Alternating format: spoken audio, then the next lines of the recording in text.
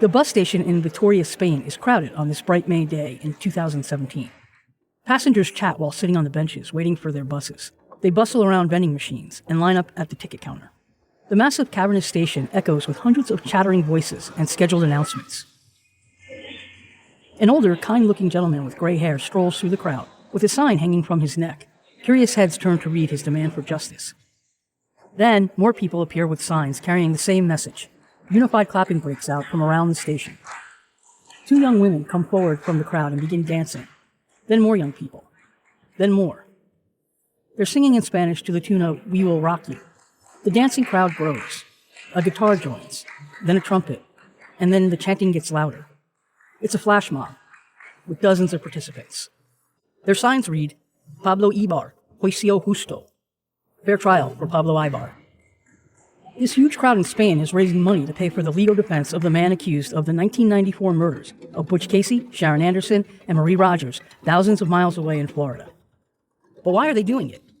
And why, nearly 24 years after his arrest for the murders, is Pablo even still on trial?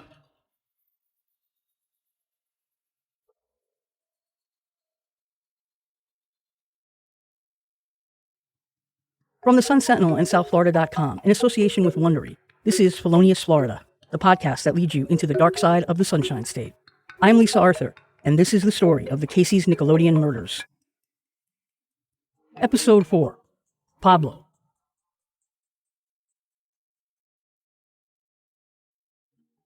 The legal fight that brought the flash mob to the hometown of Pablo Ibar's father in Spain last May is dizzying. When the first trial of Pablo and his co-defendant Seth Penalver ended with a hung jury 3.5 years after the Casey's Nickelodeon murders, the two cases separated and were tried again on their own. In 1999, Seth was convicted and sentenced to death. The second trial, we focused on some things we shouldn't have, but you never know. You're just in it. You're in it fighting. And the second trial, the government had seen it once, so they had our defense already in mind. That's Hilliard Moldoff. He represented Seth Penalver for 18 years, starting with the hung jury all the way through Seth's 2012 acquittal. He always believed Seth was innocent.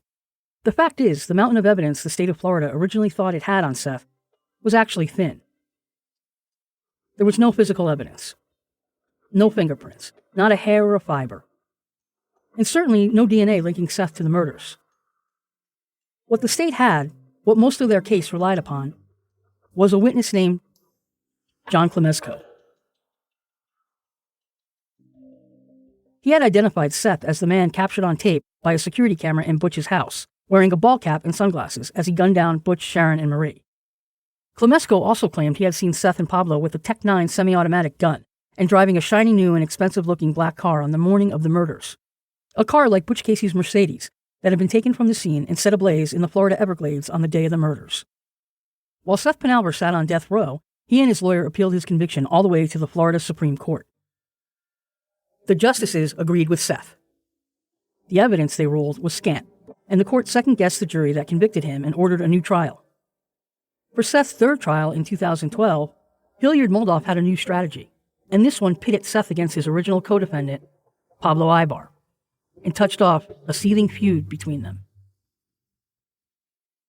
Moldoff argued that it was Pablo Ibar who killed Butch, Sharon, and Marie, with the help of two other men, Alex Hernandez and Alberto Rincon. The accusation compelled Pablo to write to Seth, and prosecutors got their hands on the letter. In it, Pablo challenges Seth's assertion that the strategy comes from his attorneys, and he doesn't agree with it. BS, Pablo writes. Stop denying it. Man up. You're not a victim here, just admit it. And Seth's lawyer had some new evidence to present to the jury in the 2012 retrial. Key pieces of evidence that he believed would convince a jury that Seth Penalver was not guilty of the murders. He gave Seth credit for finding the new evidence. While waiting for his third trial, which came 6 years after he won his appeal in 2006, Seth combed through 50,000 pages of documents from the murder investigation. Page by page, he looked for holes in the case with the help of a childhood friend who worked as a paralegal. Seth discovered in the documents that police actually had at one point in their investigation considered Alex Hernandez a suspect. But they had never said so, maintaining that the only two suspects had been Seth and Pablo. And then, buried in the documents, came a confounding sheet of paper that had never been revealed before. It's called a lead sheet. It was a long paragraph typed up by someone at the Broward Sheriff's Office, known as BSO. It described a man named Johnny McGill, who walked in on Wednesday, June 29, 1994, looking for Deputy Christopher Schwab. Schwab was the officer who discovered the 3 bodies at Butch Casey's house just 2 days earlier. McGill said he got Schwab's name from the newspapers and had urgent information about the case. Deputy Schwab was off that day, so someone else recorded the stunning information. On the lead sheet, he called it an alleged confession. Johnny McGill said he was the one who had driven Butch Casey's Mercedes-Benz convertible 70 miles to Palm Beach County and set it on fire. He said he did it on orders from his boss. But who was his boss? The note didn't say. He was probably told that Deputy Schwab would get back to him. That never happened. Johnny McGill was shot to death the next day during an altercation outside a Miami strip club. And motorcycle Deputy Schwab was killed in 2012 when he turned his bike into the path of an oncoming Mercedes-Benz in Pompano Beach.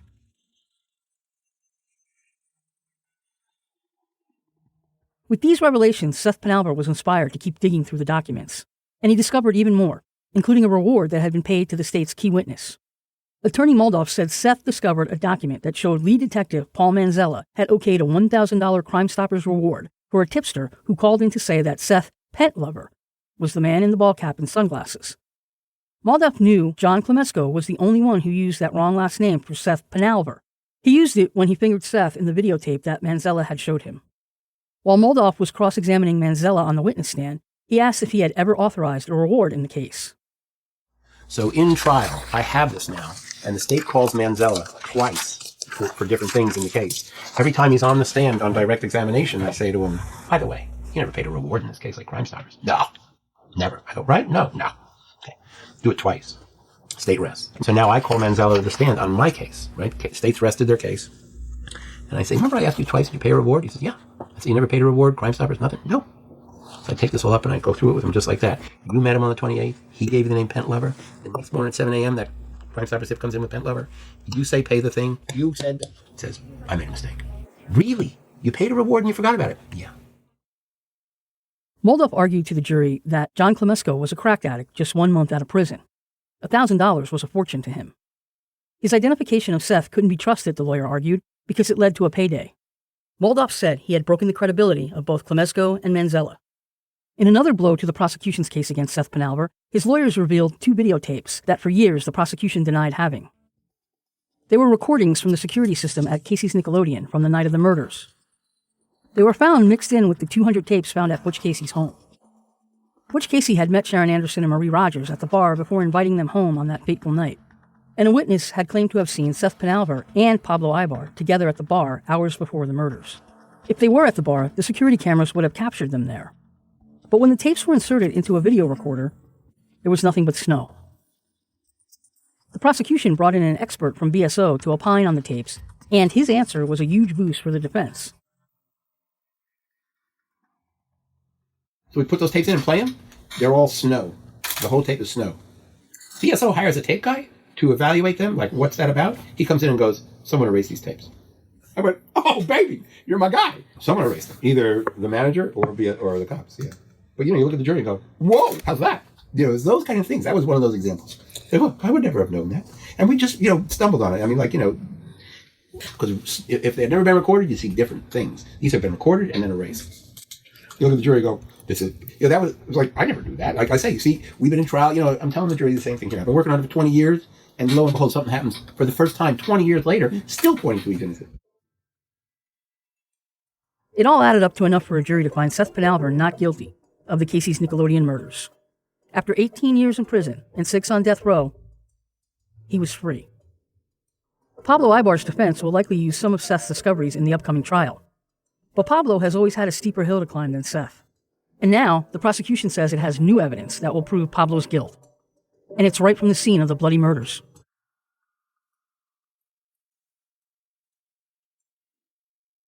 Felonious Florida is brought to you by ZipRecruiter. Are you hiring? Every business needs great people and a better way to find them. Something better than posting your job online and just praying for the right people to see it. ZipRecruiter learns what you're looking for, identifies people with the right experience, and invites them to apply for your job. These invitations have revolutionized how you find your next hire. In fact, 80% of employers who post a job on ZipRecruiter get a quality candidate through the site in just 1 day. And ZipRecruiter even spotlights the strongest applicants, so you never miss a great match. Businesses of all sizes trust ZipRecruiter for their hiring needs. The candidates are out there. ZipRecruiter is how you find them. And right now, listeners of Felonious Florida can try ZipRecruiter for free. That's right, free. Just go to ZipRecruiter.com/Florida. That's ZipRecruiter.com/Florida. ZipRecruiter.com/Florida.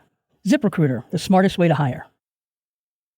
The case against Pablo Ibar in the Casey's Nickelodeon murders has always been more solid than the case against Seth Penalver. The most damaging and credible witness in the case is Gary Foy, Butch Casey's neighbor, who saw two men driving Butch's Mercedes on the morning of the murders. During a police lineup, Foy identified Pablo Ibar as the passenger in the car. He didn't identify Seth Penalver as the driver. In all the years of the case, Gary Foy has never wavered in his story. He's been steady and consistent, a defense attorney's worst nightmare. Then there is the new evidence prosecutors say they have against Pablo.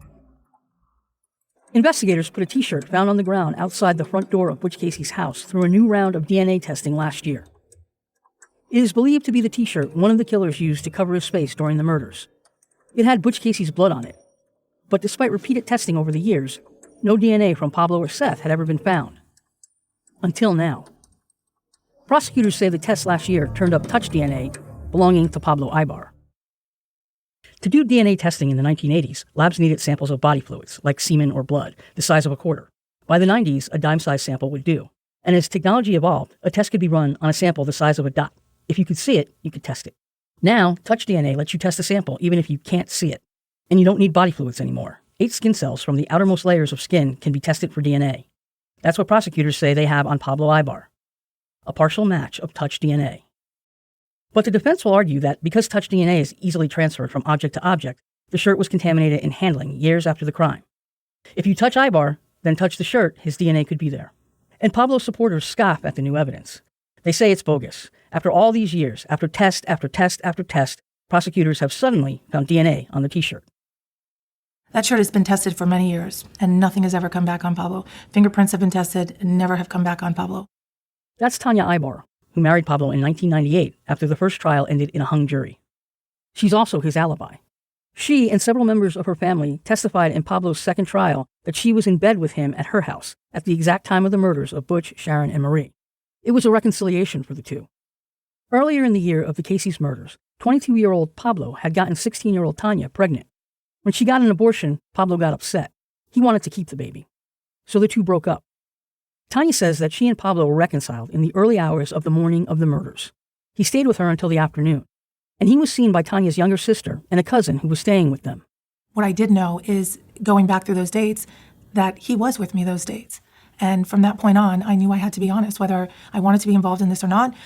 Did I ever think that I was going to be involved in it to this extent and this is what transpired? No, not at all. It was difficult, once he was found guilty, knowing I was going to have to live this life. I mean, there's no question. I think in that trial where he was found guilty, and I did testify, obviously, in that trial, a lot of people tried to say, oh, she's doing this because she loves him, she wants to be with him. Granted, I couldn't imagine people not think anything else, okay?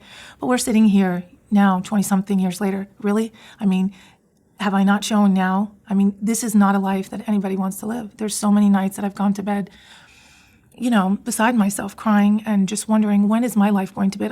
I have so many friends, their lives are going on ahead of me. They're having families, they're having weddings, they're going on vacations and doing things that, are the norm that you would actually have. And that wasn't me. I was getting up early at the crack of dawn to go visit Pablo, drive a long way, to wait outside, to be humiliated numerous of times. People think that jail visits or when you go to see someone is something glamorous or something nice. No, it's people stereotype you and put you into this box that you're this person. And I was far from that, It just happened to be the person I love, the person that I knew is innocent, is sitting in that building. And the only way for me to get to him is to bring myself here and visit like everybody else, So that it's just been very hard, not just on myself. I think of my family. I have 4 sisters that have husbands and kids. And I feel bad for them because this was my choice, not theirs. And my parents. And the things that people have said to them.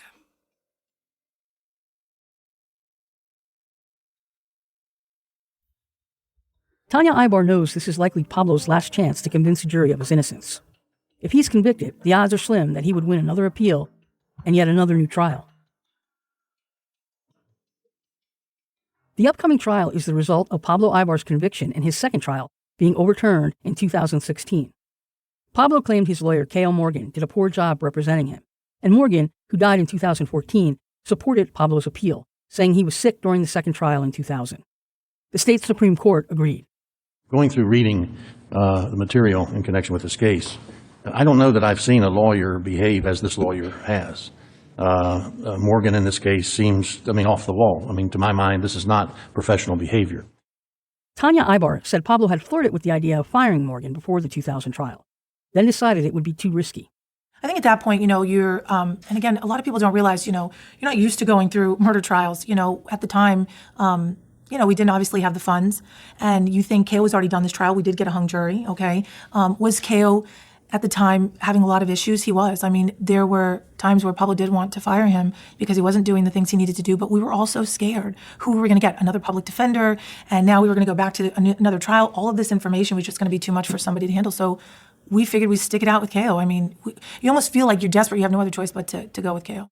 Morgan's biggest blunder, according to the appeal, was that he failed to hire a facial recognition expert. They specialize in determining whether a photo of a face matches a particular person. The most significant piece of evidence in the investigation of the Casey's Nickelodeon murders was the videotape that captured the killings inside Butch Casey's home. As the killers left, the home security camera had captured the image of one of the men when he removed a t-shirt covering his face. The image was blurry, but prosecutors said it was Pablo Ibar's face. A facial recognition expert could testify that the man in the photo is not Pablo Ibar. Such an expert told the jury Seth Penalver's face did not match the face of the man with the ball cap and the sunglasses in the same video. It was one of the things jury members said led to Seth's 2012 acquittal. Cops are like bulldogs. Once they get the scent, they won't look elsewhere. And the scent of Penalver, what happened is they looked at Penalver and went, oh, he looks like the guy. I hired a forensic anthropologist, the world's leading forensic anthropologist, Mehmet Yasser Iskan from Turkey. He's legendary. If you read the Supreme Court opinion reversing Penalver's case, they lauded this guy, saying, this guy's world-renowned, and he testified, I have serious doubts about, and what he does is he takes measurements on your face, on the face of the person. So he goes, gets a picture of Seth, he takes photographs of Seth, takes the video, enlarges it, and then measures like this thing here, I forget what he calls it, like a nasmith or something, and the ear distance. He said, I have real doubts because these things are different distances on the guy in the video and Mr. Penalver. There was two measurements that he really had a distinct impression were wrong. Pablo's legal team plans to call such an expert to testify this time around. He's also beefed up his defense team. This time he'll have 4 lawyers on his side. It's going to be an aggressive defense and an expensive one, maybe as much as $1.2 million. Enter the flash mob in Spain, and a huge effort, including the help of the Spanish government, to fund what could be Pablo Ibar's last chance to win his freedom.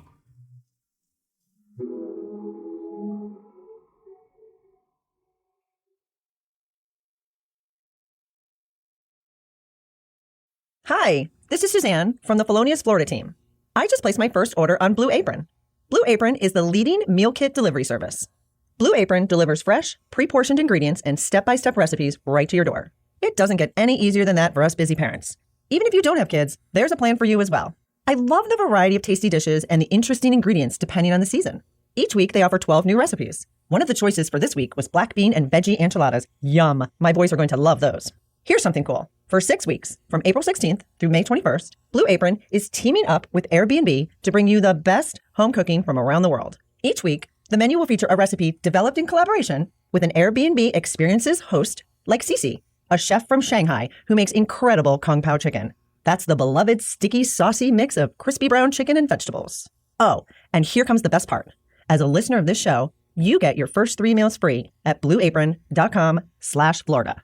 Go check out this week's menu at blueapron.com/Florida. Blue Apron, a better way to cook. Pablo Ibar's defense for his upcoming trial is being bankrolled by an organization in Spain, where Pablo's father was born and raised. Spain is helping because it is staunchly anti-death penalty. Pablo invoked his Spanish citizenship after he was condemned to death, and his father asked Spain for help.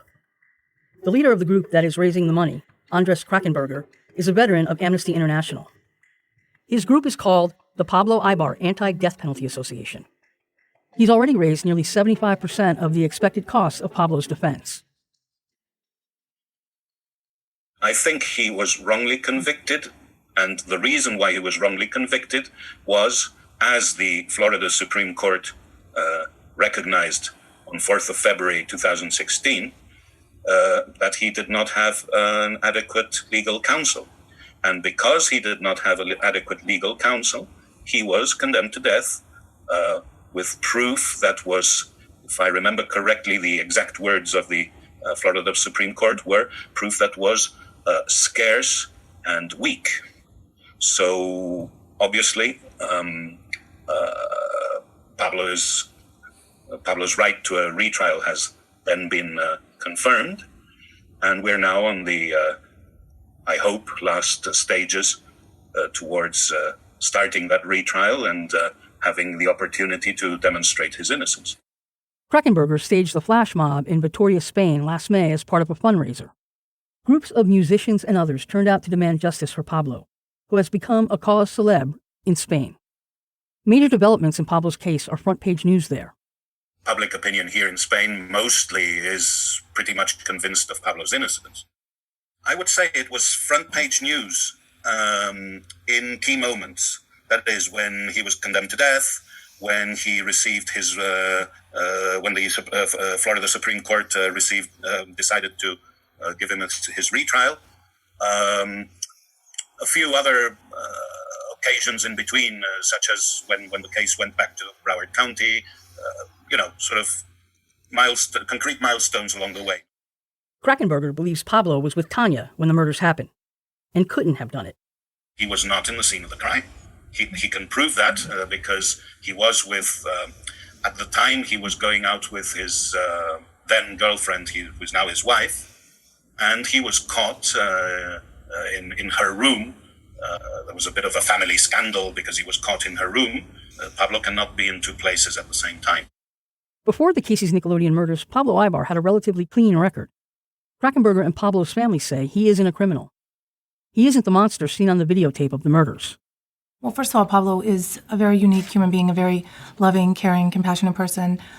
Someone that, again, in this situation, I didn't look to try to find, but obviously due to the fact of kind of what transpired and knowing him, that individual, and knowing that he wasn't capable of what the paper has made him look out to be, is really a great person, somebody that, I have grown to love, to trust, and to build my future around. I mean, he really is a great person inside and out. The men in the videotape at Butch Casey's home in Miramar, Florida, were brutal. They beat Butch Casey and terrorized his companions, Sharon Anderson and Marie Rogers. The men each put bullets into the victims' necks and heads. Pablo Ibar's younger brother, Michael, says Pablo is not that cold-blooded killer. The brothers are 5 years apart, but were extremely close growing up in Miami and Broward County. Their father, Candido Ibar, was a world-class athlete who came to America to play jai alai. That's a popular sport in Spain, similar to racquetball, but played with long wicker baskets. Their mother, Maria Casas, was Cuban. The couple divorced when Pablo was 11 and Michael was 6. I looked up to my brother a lot. I think we have about a 5-year age difference. So as a little kid, he was like, the big deal, right? Especially because he just was like, he is that kind of personality. You know what I mean? Everybody liked him. Everybody wanted to be around him. Tremendously athletic. So anything he played, he was good at. Like I remember having a crossing guard. I'm like in kindergarten or first grade, and I'm walking home from school, and they would have the crossing guards that cross you across the street, the students, like the fifth graders, and stuff. And like it was a girl that walked me across the street, and then just kept walking me. She said, "Oh, you need somebody to walk you home? You want?" And walked me all the way home. It's like probably like half a mile away. And I remember thinking, my friends are looking at me thinking like, "Oh man, you're so cool. You get this older girl is walking you home."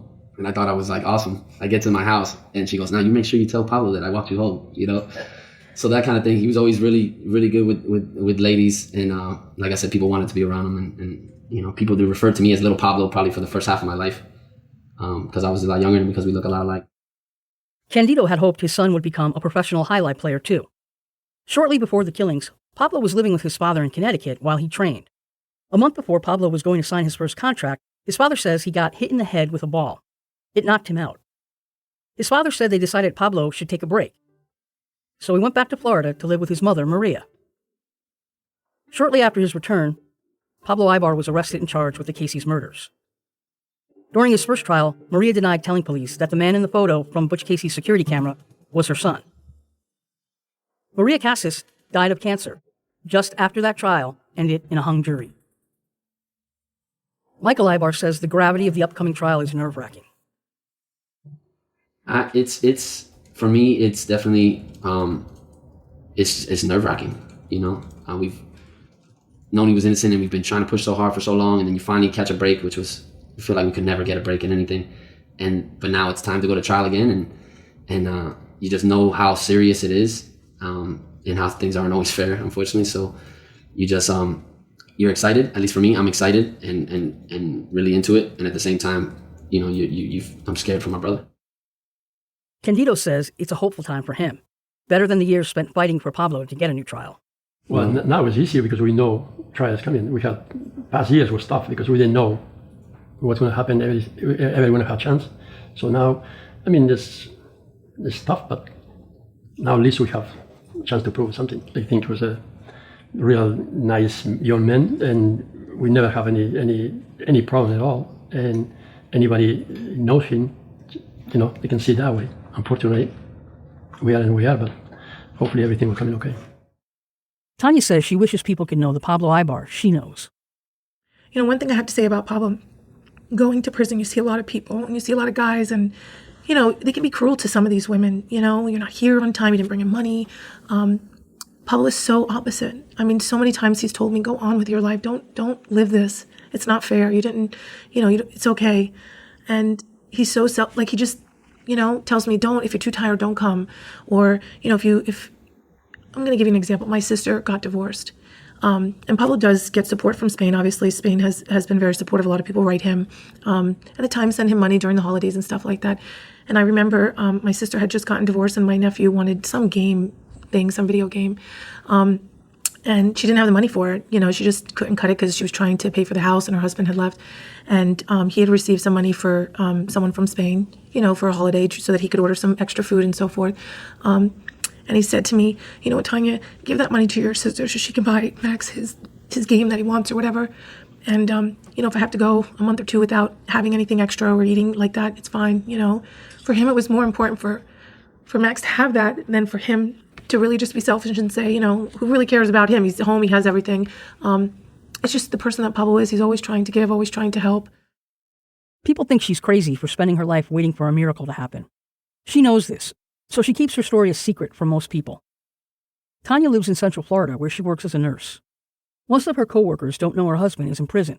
In many ways, she lives a double life and sees little choice. I think in society, our life is meant to what's convenient, what's, you're supposed to be married and a white picket fence and, your husband's home and this and that. But when it comes to the truth and suffering, people, you don't want to do that. I mean, it's so much easier for me to walk away from this. I mean, I could leave Pablo.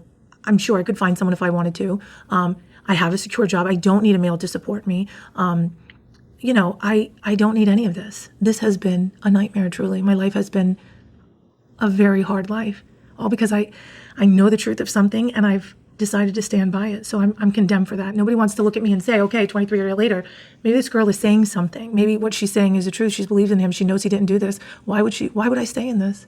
What have I gotten from this? Absolutely nothing. I have to half the time live a double life because I can't tell people where my husband's at because, again, people will judge me. But she believes her husband is innocent, and she sticks by his side. I think I was very moved also by his courage and his willingness to continue to fight and not to give in or, not to do, just say whatever, so forth, to find the easy way out. I think I kind of started to feel a lot for him because I just felt like he was such a strong individual. And at some point, do you feel, I knew he was innocent. I don't know, it was hard for me to see past the fact that here's this innocent guy, he's sitting in jail, almost getting ready to possibly be sentenced to death for a crime he didn't commit. It haunted me inside. Even if I wanted to get up and leave at the time, I just felt like, how could I live with myself? And maybe some people can, and I have to believe some people do. You go on with your life. Who really wants to take this on? But I fell in love with him. I fell in love because I knew he was not that person. I knew where he was. And I think after the first trial, I think we really, truly thought we were going to get a not guilty verdict. I think we came very close to that. And I don't know, after the first trial, when it was a hung jury, I just, he did want me to move on. He didn't want me to go through this. And I remember taking almost 2 weeks where I just really thought about this. And, was I going to move forward in my life? What was I going to do? But at that point, I'd fallen in love with him. I believed in him so much that I couldn't see myself being with somebody else. I just couldn't leave him alone. I think that haunted me more than the fact of what life I might lie ahead. I think it just bothered me. I don't know. I talk to so many people and they say, well, you could have just let it go. I don't know. So many nights I remember going to bed and just feeling like How do you just walk away from something like this, leave someone to rot and die? Because that's what I would have had to done, is just leave him there to rot and die for them to execute him. The loving support of Pablo Ibar infuriates Deb Bowie. Her sister, Sharon Anderson, was one of the victims of the Casey's murders. She's sickened by the idea of going through a fifth trial, alone this time because her mother died last year. Walking into the Broward County Courthouse, almost makes me just want to vomit as soon as I walk in there. I'm just so tired of it. If you had told me in 1997 that, in the year 2017, we'll be preparing to go to court after one of them is acquitted and the other one gets a brand new trial, I don't think I would have been able to even see myself living. I just don't want to be dragged back into some place of not being able to function, but I can't not go. I don't have any business having anything to do with Seth Penalver and Pablo Ibar. And neither did my sister. Like, the fact that our paths in life even crossed is such an insult to me. And, I don't mean that in an arrogant sense, but I've worked hard. I've worked for everything I have in life. I do everything that I can to lead the right life and to try to be successful, be a good role model for my kids. And the fact that I have to keep getting dragged into the gutter with these people makes me angry. She has no doubts that it's Pablo Ibar and Seth Penalver seen on the videotape terrorizing and shooting Sharon. No matter how grainy the video is, she says she can see the faces on the tape clear enough.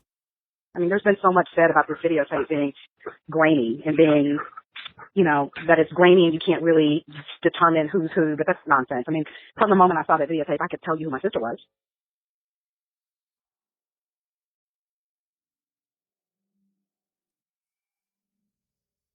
Margaret Edwards agrees. She says she knows in her bones that Pablo and Seth killed her daughter, Marie Rogers. But Tinto Batts, the former South Florida Sun-Sentinel reporter who covered the murders in 1994, says it's difficult to tell who's right. The quality of the video is so poor. But after all this time, he says it's hard to believe somebody else committed the murders. If Ibar if he's not convicted, then okay, so then what happens now? Are they going to start over again? Or have they, run out the string? You would think that if there was evidence for somebody else, it would have come out by now. So the question is, then if not them, who? So is it possible then that there are murder suspects, people who murdered 3 people, walking amongst us for the past quarter century, and we don't know who they are? You have to ask that question. If not these guys, then who did it then? Is it a matter of the state's case is just not strong enough to get a conviction? And that is the question at the heart of the Casey's Nickelodeon case. Did police miss other suspects because they abandoned their search for the killers too soon? When they decided Pablo Ibar and Seth Penalver were their only suspects, did they abandon the possibility that the killings were connected to the mob? Or to a loan shark who Butch owed money to? Should they have asked more questions of Johnny McGill the day he walked into the Broward Sheriff's Office to say that he drove Butch's Mercedes into the Everglades and set it on fire at his boss's direction? Did they shove aside Butch's own words about fighting with mobsters and his foreshadowing of looming danger in the weeks before his death? That's what Butch Casey's son, Brian Bond, thinks. He says he tries not to dwell on what happened. It's even difficult to talk about his father's murder with his sister, Alexis Sukarski, who was 10 when Butch died. But he has a theory about the murders. Even if it was Pablo Ibar and Seth Penalver who pulled the triggers, Brian doesn't believe anyone has ever gotten the full story behind the murders. And he certainly doesn't think his father died in a random home invasion robbery gone bad. I think he was targeted. I think that I don't think that these guys were. I think there was a higher reason other than these 2 guys. I think there was something more to it, and I really don't think that anybody's ever got to the bottom of the real reason why this triple homicide happened. Somebody put a hit out, I think.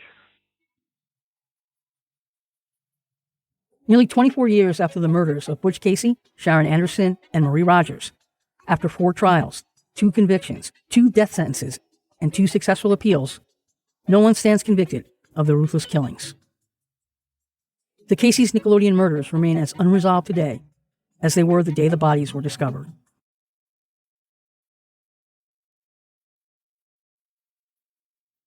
This is Lisa Arthur. The South Florida Sun-Sentinel will be covering the trial of Pablo Ibar, which is scheduled to begin this summer. Felonious Florida will post updates, so stay subscribed.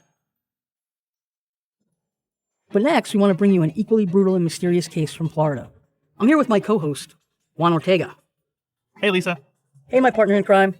Juan has been working on this equally brutal story for many, many months. Tell him about it, Juan. In 2007, a series of kidnappings and murders that police think originated outside a mall in Boca Raton, Florida, stunned the community. 2 women and a little girl were killed. Another mother and son were terrorized. The killer may still be out there. That's next week on Felonious Florida.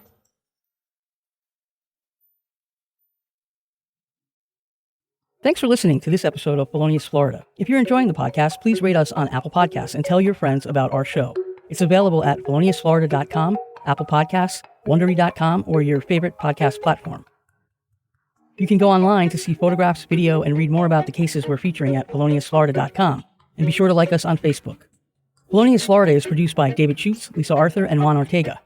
The Casey's Nickelodeon Murders is reported and written by your host, me, Lisa Arthur. Editing by David Schutz and Randy Rogoski. Sound engineering and production by Cindy Choi, Carlene Jean, and Sean Pitts. The Felonious Florida team includes Danny Sanchez, Dana Banker, and David Selig.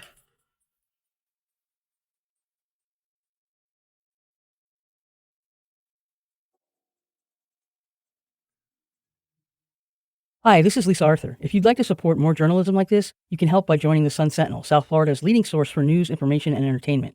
Visit sunsentinel.com/join.